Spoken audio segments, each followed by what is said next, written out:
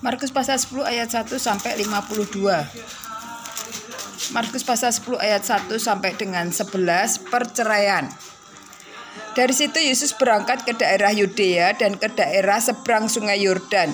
Dan di situ pun orang banyak datang mengerumuni dia. Dan seperti biasa ia mengajar mereka pula. Maka datanglah orang-orang Farisi dan untuk mencoba Yesus mereka bertanya kepadanya, apakah seorang suami diperbolehkan menceraikan istrinya? Tetapi jawabnya kepada mereka, apa perintah Musa kepada kamu? Jawab mereka, Musa memberi izin untuk menceraikannya dengan membuat surat cerai.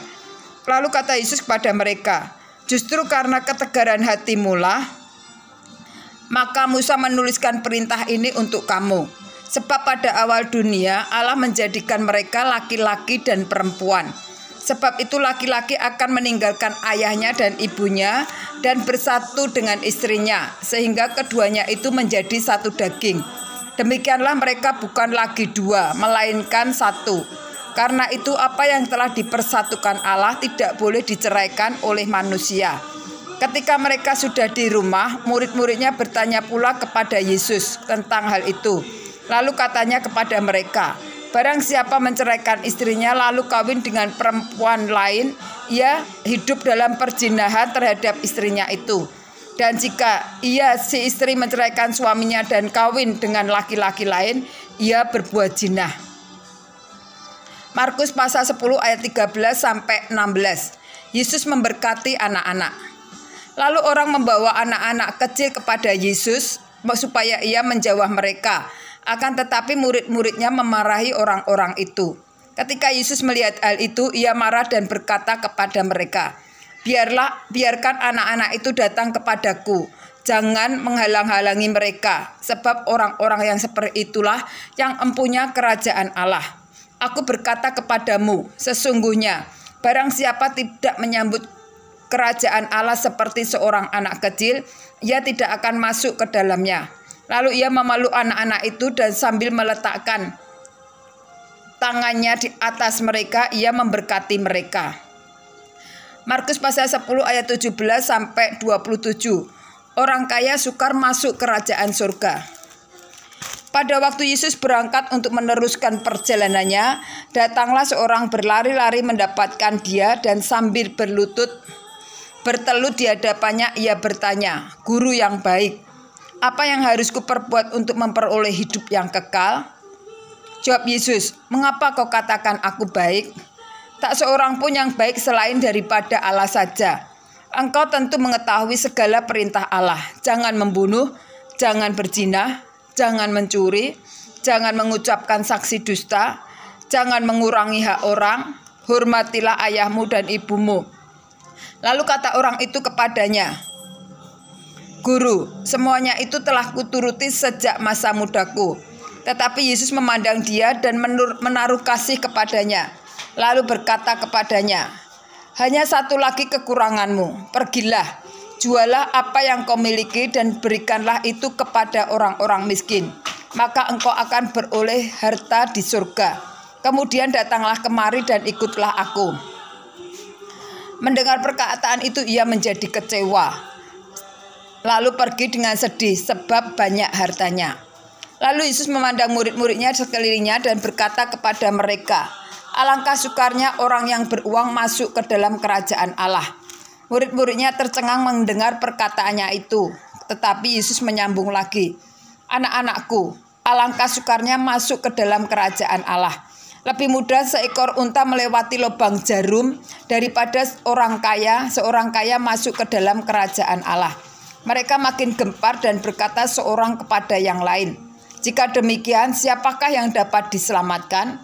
Yesus memandang mereka dan berkata, bagi manusia hal itu tidak mungkin, tetapi bukan demikian bagi Allah, sebab segala sesuatu adalah mungkin bagi Allah. Markus pasal 10 ayat 28 ayat 31. Upah mengikut Yesus. Berkatalah Petrus kepada Yesus, kami ini telah meninggalkan segala sesuatu dan mengikut Engkau. Jawab Yesus, aku berkata kepadamu, sesungguhnya setiap orang yang karena aku dan karena Injil meninggalkan rumahnya, saudaranya laki-laki atau saudaranya perempuan, ibunya atau bapaknya, anak-anaknya atau ladangnya. Seorang itu sekarang pada masa itu juga akan menerima kembali 100 kali lipat. Rumah, saudara laki-laki, saudara perempuan, ibu, anak, dan ladang, sekalipun disertai berbagai penganiayaan. Dan pada zaman yang akan datang, ia akan menerima hidup yang kekal. Tetapi banyak orang yang terdahulu akan menjadi yang terakhir, dan yang terakhir akan menjadi yang terdahulu. Markus pasal 10 ayat 32 sampai dengan 34. Pemberitahuan ketiga tentang penderitaan Yesus. Yesus dan murid-muridnya sedang dalam perjalanan ke Yerusalem, dan Yesus berjalan di depan. Murid-murid merasa cemas, dan juga orang-orang yang mengikuti dia dari belakang merasa takut.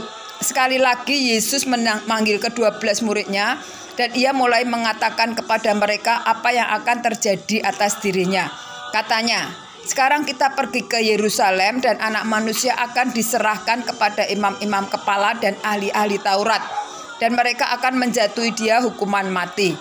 Dan mereka akan menyerahkan dia kepada bangsa-bangsa yang tidak mengenal Allah. Dan ia akan diolok-olokkan, diludahi, disesah, dan dibunuh. Dan sesudah 3 hari ia akan bangkit. Markus pasal 10 ayat 35 sampai 45. Permintaan Yakobus dan Yohanes, bukan memerintah melainkan melayani. Lalu Yakobus dan Yohanes anak Zebedius mendekati Yesus dan berkata kepadanya, "Guru, kami harap supaya engkau kiranya mengabulkan suatu permintaan kami." Jawabnya kepada mereka, "Apa yang kamu kehendaki aku perbuat bagimu?" Lalu kata mereka, "Perkenankanlah kami duduk dalam kemuliaan-Mu kelak, yang seorang lagi di sebelah kananmu dan seorang lagi di sebelah kirimu." Tetapi kata Yesus kepada mereka, "Kamu tidak tahu apa yang kamu minta. Dapatkah kamu meminum cawan yang harus kuminum dan dibaptis dengan baptisan yang harus kuterima?"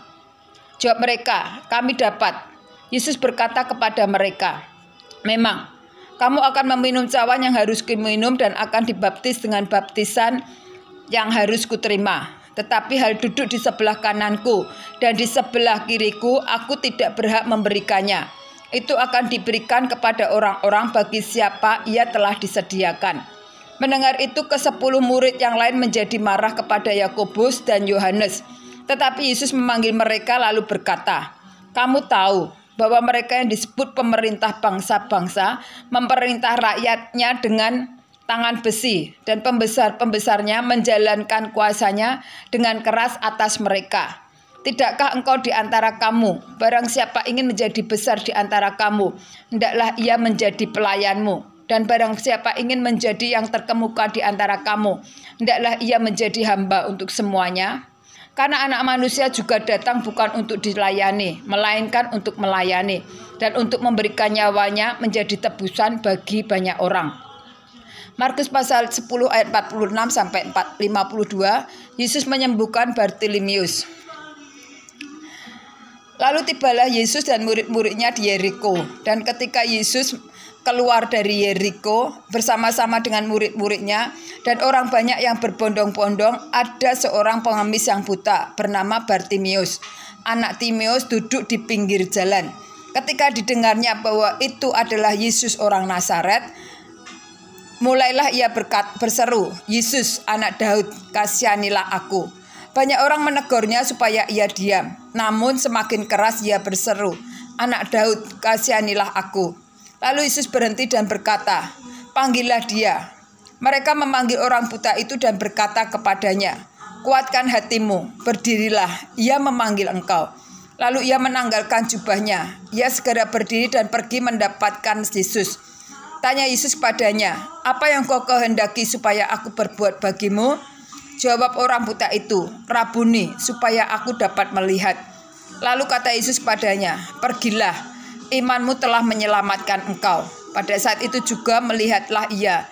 Lalu ia mengikuti Yesus dalam perjalanannya.